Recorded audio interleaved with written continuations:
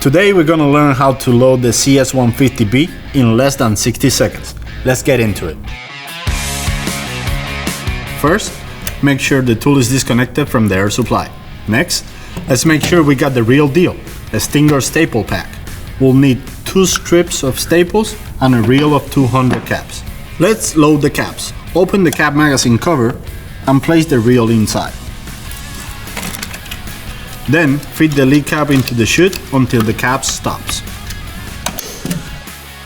Feed the caps along the feed chute with your fingers until the first cap is under the nose. Next, we gotta load those staples. Pull back the staple follower until the latch catches. Place 2 strips into the staple track and release the catch button to secure the staples.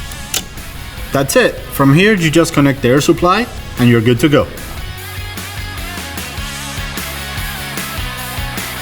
Stinger, moisture defense systems.